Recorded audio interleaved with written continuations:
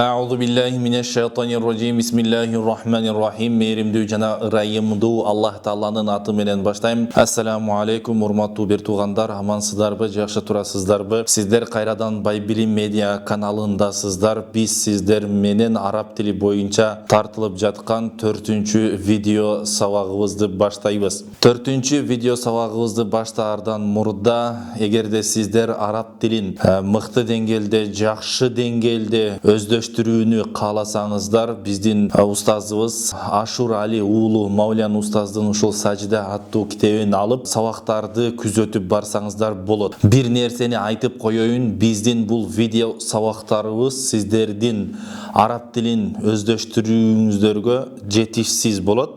Ошондуктан китепти алып, китеп менен ачып, биздин видео сабактарды карап окусаңыздар болот. Эгерде сиздерге менин телефон номерим керек болуп калган болсо, 709 28 75 71 709 28 75 71. Анда эмсе, урматтуу достор, биз сиздер менен 4-чү видео сабагыбызды баштайбыз. 4-чү видео сабагыбыз 3-чү видео сабагыбыздын уландысы болуп саналат. Ошол жакта айтылган нерселерди улайбыз. Эгерде сиздер жакшы түшүнүп окуйм дей турган болсоңуздар, анда биздин 1-чи видео сабагыбызды 2-чи, 3-чүсүн катары менен көрүп келиңиздер. Ошондо сиздерге бул темалар дагы да түшүнүктүү болот, достор. Анда эмсе караңыздар, урматтуу достор, бизде халакаллаху деген сүйлөмдөн баштайбыз. Халака деген бул жаратты. Халака жаратты. Ким жаратты? Халакаллаху, Аллах жаратты болот. Халакаллаху, Аллах жаратты. Биз мурдагы сабагыбызда айтканбыз, этиштер 3 тамгадан башталат деп. Халакаллаху, Аллах жаратты. Самиа, укту. Ким укту? Самиаллаху, Аллах укту. Аллах деген сөздүн аягы домма болуп атат, у болуп атат. Бул кыргыз тилиндеги атоош жөндөмөгө жооп берет. Ким эмне деген суроого жооп берет. Самиаллаху десек, самиа укту, Аллаху, Аллах укту болот. Андан кийин катабаллаху, катабаллаху десек, катаба жазды, Аллаху, Аллах жазды болот. Катабаллаху, Аллах жазды. Андан кийин насараллаху, Аллах жардам берди. Насара деген жардам берди Аллах. Биз мурдакы сабагыбызда дагы айтканбыз, араб тилиндеги сүйлөмдөрдү кыргыз тилине которууда артынан алдыга карап которобуз деп, артынан которобуз деп айтканбыз. Ошондо Аллах деген сөздү биринчи айтабыз. Насараллаху десек, Аллах жардам берди болот. Андан кийин закараллаху, закара деген зикир кылды, эстеди. Аллах Таала эстеди болот. Закараллаху десек, Аллах эстеди. Андан кийинкисинде рахималлаху, Аллах ырайым кылды. Рахима ырайым кылды, Аллаху, Аллах ырайым кылды болот. Разакаллаху, разакаллаху, Аллах рызкы берди. Разака рызкы берди, Аллаху, Аллах болот. Алималлаху, Аллах билди. Алима деген билди, алималлаху, Аллах билди. Садакаллаху, Аллах чындыкты айтты. Садакаллаху, Аллах чындыкты айтты. Кийинкисинде фарадаллаху, фарадо деген фарз кылды. Парз кылды, Аллаху, Аллах. Фарадаллаху, Аллах парз кылды болот. Шахидаллаху, Аллах күбө болду. Шахидаллаху, Аллах күбө болду болот. Шахидаллаху, Аллах күбө болду деп мына аркасынан которобуз деп айтканбыз. Эми урматтуу достор, Аллах жаратты дедиге, кайра ошол сүйлөмгө бир сөз толуктогуч, тике толуктогуч кошобуз же кыйыр толуктогуч кошобуз. Караңыздар. Халакаллаху десек, халака жаратты, Аллахул инсана. Аллах инсанды жаратты. Кимди дей турган болсок, инсана сөздүн аягы фатха болот. Инсана, Аллах инсанды жаратты болот ошондо. Халакаллахул инсана, Аллах инсанды жаратты. Самиаллаху дуаа, Аллах дуаны укту. Самиаллаху, Аллах укту, ад-дуаа, дуаны. Дуаа, самиаллаху дуаа, Allah duаны uqtu. Demek söz dua деген сөздүн аягы фатха болот. Бул эмнени деген суроого жооп берет. Ошондо кыргызчага которгондо самиа уqtu Аллаху Аллах дуаа дуаны болот. Дуаны Аллах уqtu. Андан кийин катабаллаху Аллах жазды. Катабаллаху Аллах жазды. Аллах эмнени жазды? Катабаллаху саваба Аллах соопту жазды болот. Аллах соопту жазды. Андан кийин насараллахул уммата. Насараллаху деген Аллах жардам берди. Ал уммата үммөткө болот. Ошол аягында фатха келе турган болсо, урматтуу достор, бул кимди же кимге, эмнени же эмнеге деген суроого жооп берет. Эки, кимди тике толуктооч же кыйры толуктооч болот. Кыргыз тилинде буну карап да калсаңыздар болот, эгерде билбесеңиздер. Кимди же кимге, эмнени же эмнеге деген суроого жооп берет. Фатха боло турган болсо аягы. Ошондо Аллах үммөткө жардам берди болот. Кийинкисинде закараллахул инсана. Закараллахул инсан. Закара эстеди Аллах ал инсана инсанды болот. Аллах инсанды эстеди. Андан кийин рахималлахул муслима. Рахималлахул муслима. Аллах мусулманга ырайым кылды. Разака рызкы берди. Аллаху Аллах ал инсана инсанга. Аллах инсанга рызкы берди болот. Кимге инсанга рызкы берди? Инсанды инсанга деген эки котормого ээ болот. Эгерде сөздүн аягы фатха боло турган болсо. Андан кийин алималлахул гайба. Алима билди Аллаху Аллах гайба кайыпты. Аллах гайыпты билди болот. Алималлахул гайба Аллах кайыпты билди. Эми караңыздар. Андан кийин халака Аллах жаратты. Халакаллахул джинна. Аллах джиндерди жаратты. Бул көптүк санда дагы кете берет. Аллах джиндерди вал инса десе инсандарды жаратты. Кимди? Аллах джиндерди жана инсандарды жаратты болот. Андан кийин Аллах фарз кылды деп айттык. Эми Аллах эмнени фарз кылды? Фарадаллаху салата. Фарадо фарз кылды. Аллаху Аллах фарз кылды. Салата намазды болот. Аллах намазды фарз кылды. Фарадаллаху салата. Аллах намазды фарз кылды. Андан кийин шахидаллаху. Шахида күбө болду. Аллаху Аллах күбө болду. Ал амала. Аллах амалга күбө болду. Шахидаллахул амала. Аллах амалга күбө болду болот. Мына ушинтип урматтуу достор, кайра бир катар көрүп чыксаңыздар дагы болот. Жакшы ойлонуп, шашпай мени күйгүзүп ойлонсоңуздар абдан жеңил эле болот сиздерге. Андан кийин эми урматтуу достор, мына ушул биздин өткөн темаларыбыз боюнча ыйык Курандан келген аяттарды мисалга тартабыз, мисал келтиребиз урматтуу достор. Эми караңыздар, биринчи аятты астаузу билла, Аллахнын жардамы менен. Дарабаллаху мафалан. Дарабаллаху мафалан.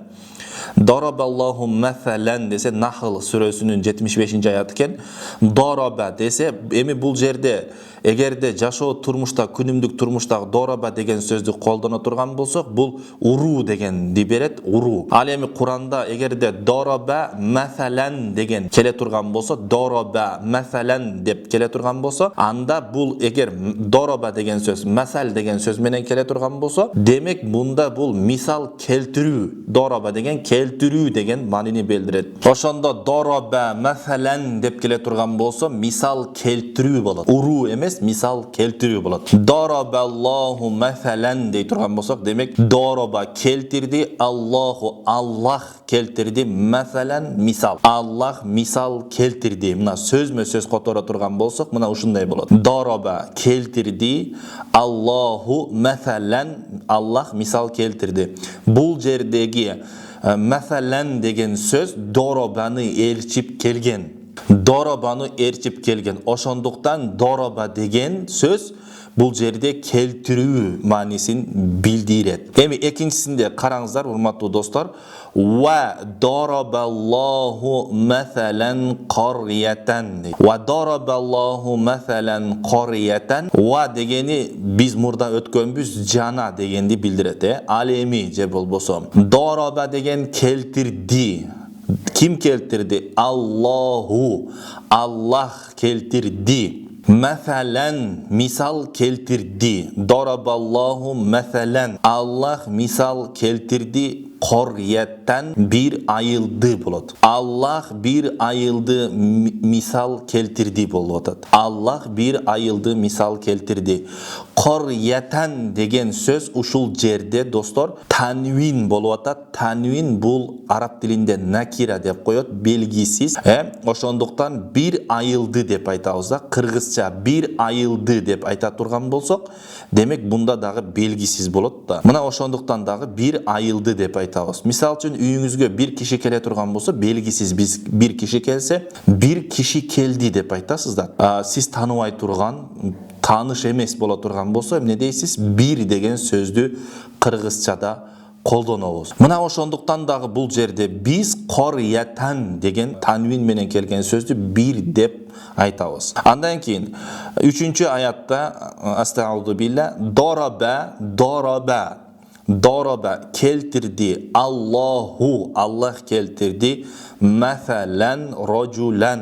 Racul degen kişi. Oşondo en bolgonduktan, tanwin bolgonduktan biz bul jerde bir kişi dep aytabız. Allah bir kişini misal keltirdi. Daraballahu meselen raculan. Allah bir kişini misal keltirdi bolat. Andan keyin urmattуу dostlar, keyinki ayatda Daraballahu meselen abden. Bul dele oşondoy. Daraba keltirdi. Allahu, Allah keltirdi. Meselen misal keltirdi. Abden bir kuldu. Allah bir kuldu misal keltirdi.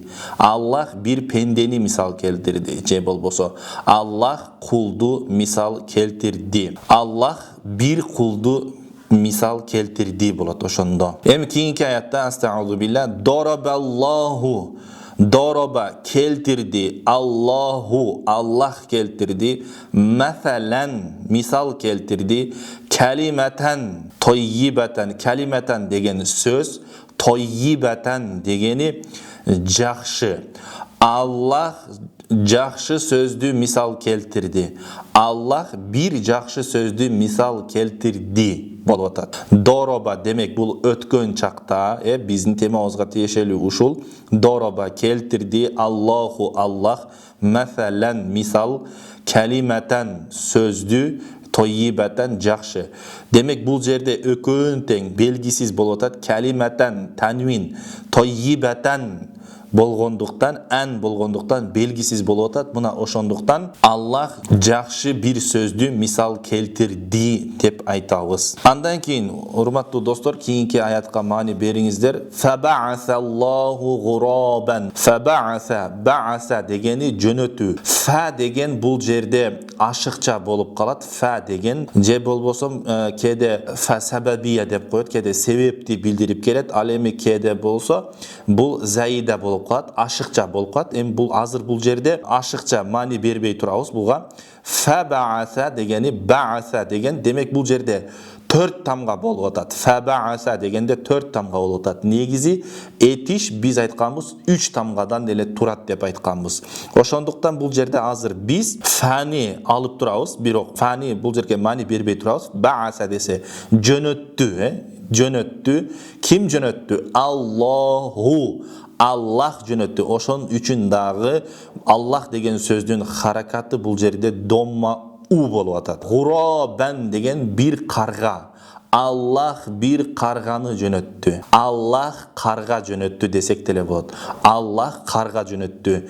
tanvin болуп атат. Ошондуктан бир карга же карга жөнөттү деп деле айтсак болот. Андан кийинки аятта астагфиру билля мына абаасаллаху башаран расулан. Дегени бул жерде кыргыз тилиндеги суроолуу бөлүкчөнү билдирет. Халди эсиңиздерде болсо керек, хал дегенди өткөнбүз буга чейин. Мына ошол халдин шериги деген бар. Дегени бул б деген, кыргызча б деген суроолуу бөлүкчөнү билдирет. Абааса десе жөнөттү, бааса десек жөнөттү болот. Абааса десек жөнөттүбү.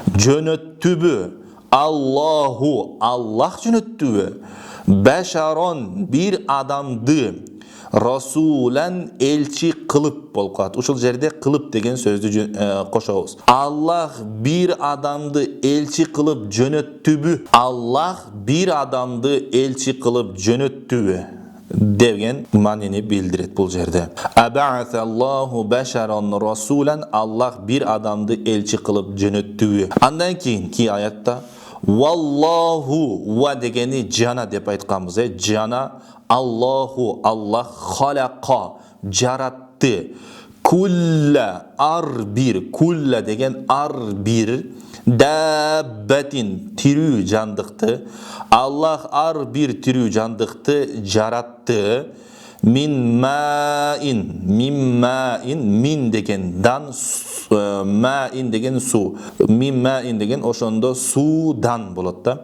Аллах ар бир тирүү жандыкты судан жаратты деп атат. Аллах ар бир тирүү жандыкты, Аллах ар бир тирүү жанды, Аллах ар бир тирүү жанды судан жаратты деген маанини билдирет бул аят. Андан кийинки аятта астагфиру билля халакаллаху самавати вал арда бил хакки. Халака дегени жаратты, халака жаратты, Аллаху, Аллах жаратты. Ас-самавати десе асмандарды болот атат. Самавати та мафтуха келе турган болсо бул көптүк санды билдирет. Самавати десе асмандарды. Аллах асмандарды жаратты. Ва деген жана, вал ардо десе, ард десе жерди. Жерди аягындагы фатха болуп аткан ди деген мүчөнү билдирет. Фатха болуп атат, ошондуктан жерди болот да. Эмнени деген суроого жооп берет. Бил хакки дей турган болсок, акыйкат менен, акыйкат чындык менен, максат менен жаратты деген мааниде да. Андан кийин эми кийинки аятта астагфиру билля Захарал фасаду фил барри вал бахри. Захара дегени пайда болду, ачыкка чыкты деген сөз. Захара пайда болду. Ал фасаду эмне пайда болду? Ал фасаду бузукулук пайда болду. Фил барри кургактыкта. Фил барри деген кургактык. Да дегенди, та дегенди, фи деген берет.